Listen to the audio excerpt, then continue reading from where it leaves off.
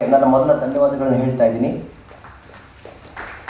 ವಸಂತ್ ಕುಮಾರ್ ಅವರು ನಮಗೂ ಅವರ ಒಂದು ನಂಟು ಸುಮಾರು 20 ವರ್ಷಗಳ ಕಾಲ ಸ್ನೇಹ ಸಂಬಂಧ ಇದೆ.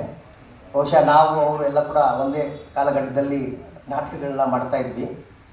ಈಗ ಅವ್ರದ್ದೇ ಆದಂಥ ಒಂದು ವೃತ್ತಿನ ಅವಲಂಬಿಸ್ತಿದ್ದಾರೆ, ನಮ್ಮದೇ ಆದಂಥ ಒಂದು ವೃತ್ತಿನ ಅವಲಂಬಿಸಿದ್ದೀವಿ.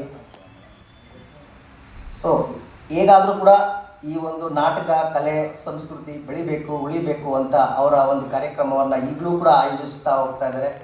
ಏನಂತಂದರೆ ಮೊದಲಿಂದಲೂ ಕೂಡ ಆ್ಯಕ್ಟ್ ಮಾಡ್ತಾ ಇದ್ರು, ನಾಟಕಗಳನ್ನ ಮಾಡ್ತಾ ಇದ್ರು. ಆದರೆ ಆರ್ಗನೈಸ್ಡ್ ವೇನಲ್ಲಿ ಒಂದು ಕಾರ್ಯಕ್ರಮ ಅಂತ ಒಂದು ಟ್ರಸ್ಟ್ ಅಂತ ಮಾಡಿ ರಿಜಿಸ್ಟರ್ ಮಾಡಿ ಒಂದು ಕಾನೂನಾತ್ಮಕವಾಗಿ ನಡ್ಕೊಂಡು ಹೋಗ್ತಾ ಇರಲಿಲ್ಲ. ಈಗ ಅದಕ್ಕೆ ಒಂದು ಸಮಯ ಸಿಕ್ಕಿದೆ. ವಸಂತ್ ಕುಮಾರ್ ಅವರಿಗೆ ನಾನು ಅದಕ್ಕೆ ಅಭಿನಂದನೆಗಳನ್ನ ಹೇಳ್ತಾ ಇದ್ದೀನಿ. ಇನ್ನು ಮುಂದೆ ಆದರೂ ನೀವು ಈ ಟ್ರಸ್ಟ್ನ ರಿಜಿಸ್ಟರ್ ಮಾಡಿದ್ದೀರಾ, ಈ ಮೂಲಕ ನೀವು ಇನ್ನೂ ಹೆಚ್ಚೆಚ್ಚು ಕಾರ್ಯಕ್ರಮಗಳನ್ನ ಮಾಡಿ ರಂಗಭೂಮಿಯಲ್ಲಿ ಸದಾ ತೊಡಗಿಸ್ಕೊಂಡಿರಬೇಕು. ಜೀವನದ ಜೊತೆಗೆ ರಂಗಭೂಮಿ ಜೀವನ ಎರಡೂ ಒಂದೇ. ಸೊ ಯಾವುದೇ ಒಂದು ಕೆಲಸ ಕಾರ್ಯ ನಾವು ಮಾಡ್ತಾ ಇದ್ರು ಕೂಡ ಅದರಲ್ಲೂ ನಾವು ಈ ಒಂದು ಶಿಸ್ತು ಎಲ್ಲವನ್ನ ಕಲ್ತಿರೋದು ಕೂಡ ನಾವು ಈ ರಂಗಭೂಮಿಯಿಂದಲೇ. ಸೊ ಹಾಗಾಗಿ ರಂಗಭೂಮಿಯ ಸೇವೆ ಇನ್ನೂ ಇರಲಿ, ವಸಂತ್ ಕುಮಾರ್ ಅವರಿಗೆ ಇನ್ನೂ ದೇವರು ಶಕ್ತಿ ಸಾಮರ್ಥ್ಯ ಎಲ್ಲವನ್ನ ನೀಡಲಿ ಅಂತೇಳಿ ಅವ್ರಿಗೆ ಕೇಳ್ಕೊಳ್ತಾ ಇದ್ದೀನಿ.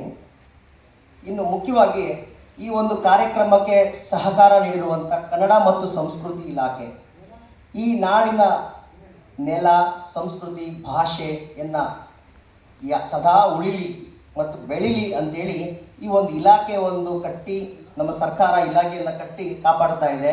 ಇದರ ಮೂಲಕ ಇಂದಿಗೂ ನಾವು ಆ ಕಾಲದಲ್ಲಿ ನಾಟಕ ಮಾಡಬೇಕಾದ್ರೆ ಇತ್ತು, ಈಗಲೂ ಇದೆ, ಮುಂದೆನೂ ಇರುತ್ತೆ, ಮುಂದಿನ ಜನಾಂಗಕ್ಕೂ ಇರುತ್ತೆ. ಅಂದರೆ ಈ ಒಂದು ಕನ್ನಡ ಮತ್ತು ಸಂಸ್ಕೃತಿ ಇಲಾಖೆ ಇಂಥ ಒಂದು ಇಲಾಖೆಗಳು ಇರೋದರಿಂದ ಮಾತ್ರ ಇನ್ನೂ ಕೂಡ ರಂಗಕರ್ಮಿಗಳು ಮತ್ತು ರಂಗಭೂಮಿಯನ್ನು ನಂಬಿರುವಂಥ ಕಲಾವಿದರುಗಳು ಜೀವಂತವಾಗಿರ್ತಾರೆ ಮತ್ತು ಈ ಕಲೆ ಮತ್ತು ಸಂಸ್ಕೃತಿ ಬೆಳೀತಾನೆ ಇರುತ್ತೆ, ಬೆಳೆಯೋದಕ್ಕೆ ಮೂಲ ಕಾರಣ ಆಗಿರುತ್ತೆ. ಹಾಗಾಗಿ ನಾನು ಕನ್ನಡ ಮತ್ತು ಸಂಸ್ಕೃತಿ ಇಲಾಖೆಗೆ ಕೂಡ ನಾನು ಅಭಿನಂದನೆಗಳನ್ನ ಹೇಳಬೇಕು ಅಂತ ಇಷ್ಟಪಡ್ತಾ ಇದ್ದೀನಿ.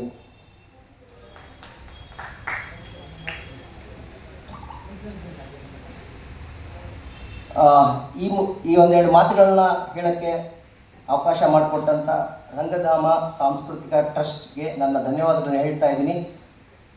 ರಂಗಭೂಮಿ ಉಳಿಲಿ, ರಂಗಕರ್ಮಿಗಳು ಬೆಳೀಲಿ ಅಂತ ಹೇಳ್ತಾ ನನ್ನೆರಡು ಮಾತುಗಳನ್ನ ಮುಗಿಸ್ತಾ ಇದ್ದೀನಿ. ರಂಗಧಾಮ ಸಾಂಸ್ಕೃತಿಕ ಟ್ರಸ್ಟ್ನ ಈ ಒಂದು ಕಾರ್ಯಕ್ರಮವನ್ನು ಉದ್ಘಾಟಿಸಿ ಪ್ರೀತಿಯಿಂದ ಮಾತುಗಳನ್ನ ಹಂಚಿಕೊಂಡ ಕೆಪಿಸಿಸಿಯ ಪದವೀಧರ ಕ್ಷೇತ್ರ ಪಶ್ಚಿಮದ ಅಧ್ಯಕ್ಷರಾಗಿರುವ ಶ್ರೀಯುತ ಶ್ರೀನಿವಾಸ್ ಆರ್ ಅವರಿಗೆ ಪ್ರೀತಿಯ ಧನ್ಯವಾದಗಳು.